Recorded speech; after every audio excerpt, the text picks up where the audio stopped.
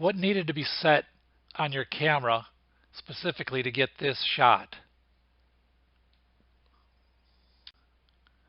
A fast shutter speed needed to be set. Fast shutter speeds freeze the action. They catch things in midair. Very little blur or no blur occurs in a moving object.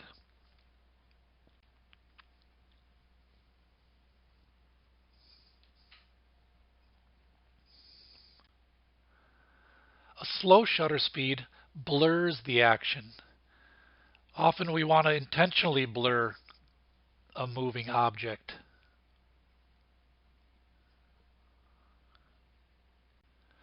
But sometimes blur happens unintentionally, and that can ruin your photograph. Camera shake or the subject moving during the exposure. Both can look very ugly. When you're working with a slow shutter speed and you want to create this motion blur, it works best when you contrast something that's moving with something that's still. In both these images you see stillness and you see motion, both in the same frame. Take a look at this. Something's moving and something's still. His arms are flailing. And look at the composure in his face. It's perfectly still.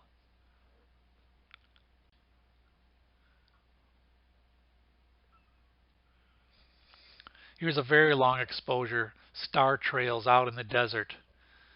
Note the tree in the foreground, the mountains in the background. Perfectly still while the stars draw themselves on. So it's shutter speed that controls the blur.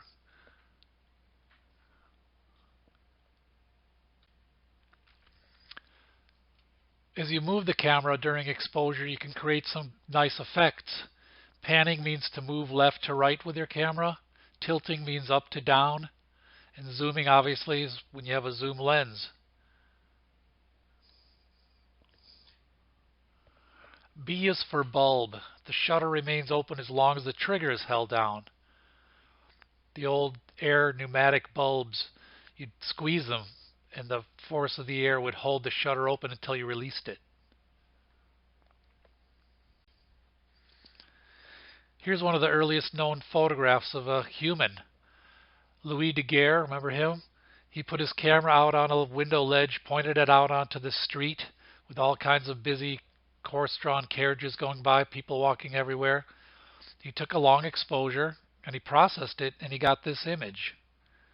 He was probably floored when he saw this. Where did all the people go? But there is one person in this picture. You probably already see where that person is. He's actually getting his shoes shined in this photograph.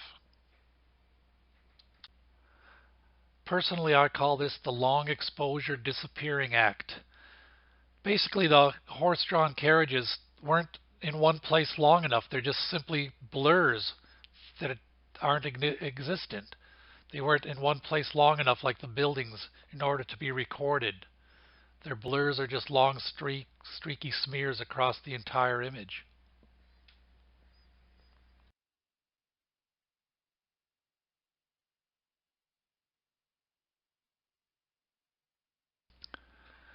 Here's a close-up of the gentleman getting his shoes shined. He stood still maybe for about 30 or 40 seconds. Meanwhile, the shoe black's moving all around, creating this blob. A long exposure allowed for the hands that are playing the piano to blur. This is shot with a pinhole camera. The shoe is probably right up against the camera, can't get any closer than it is. The pinhole, remember, focuses light by virtue of it being a small hole. Light simply focuses on that small hole, but it still allows some scattered light. Therefore, the image is soft. The focus is soft. What's going on in the center there? The woman is see-through. She's transparent. Basically, she's getting less exposure than the rest of the photograph. Let's say this photograph took 30 seconds to create. Well, she might have stood there in the middle for 15 seconds, and then she simply walked off. As she walked off, she wasn't in one place long enough to be recorded, but what she left behind was a 15-second impression. Meanwhile, everything else got 30 seconds of exposure. So she's underexposed, basically, in this otherwise properly exposed photograph.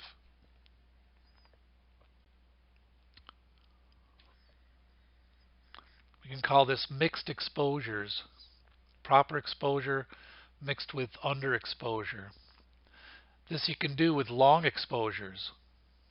She could have stood in the middle for 10 seconds and then walked over to one side for another 10 seconds and then jumped over to the third side, and she would have been there 3 times with 10-second exposures. Meanwhile, the entire picture is getting 30 seconds of exposure.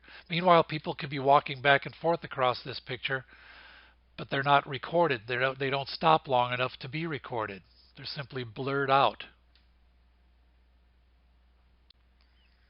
So Louis Daguerre's photograph is kind of a mixed exposure.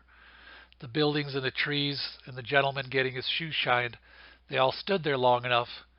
Meanwhile, everything else that was moving was underexposed. It wasn't long enough in one place. It's just a complete blur. So recap, blur can be a good thing if you're wanting it to be intentional.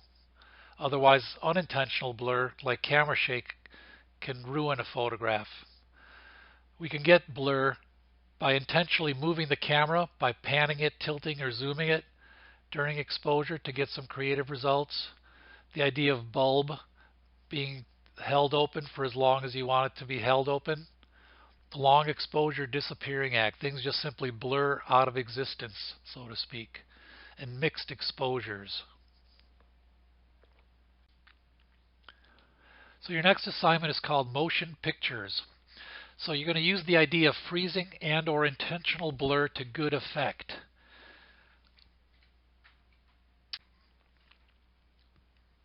Here's the synopsis. Use shutter speed creatively to get pictures of things in motion. Embed your best 3 shots. Try to get one of each of the following. Capture frozen motion.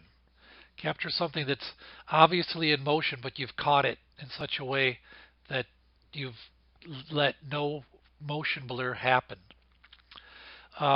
Otherwise, also try to capture blurred motion. Somebody doing a backflip with that smear happening. Something in the photograph should be frozen or otherwise not moving to provide for contrast.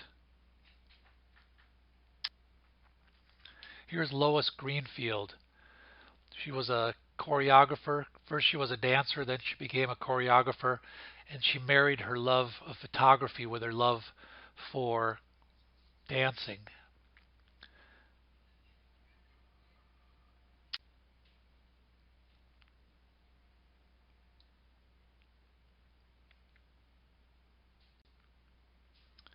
Here's Jacques-Henri Lartigue in 1910. He's capturing the changing world around him. Flight is in its infancy. Cars are a new phenomenon. They haven't been around for much time, and everybody's intrigued by them. He's capturing these motion around him.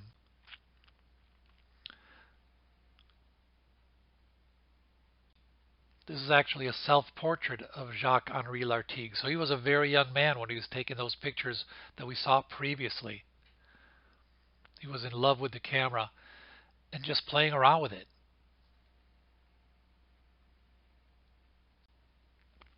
So this is the end of this PowerPoint. Go and do the assignment. Have fun.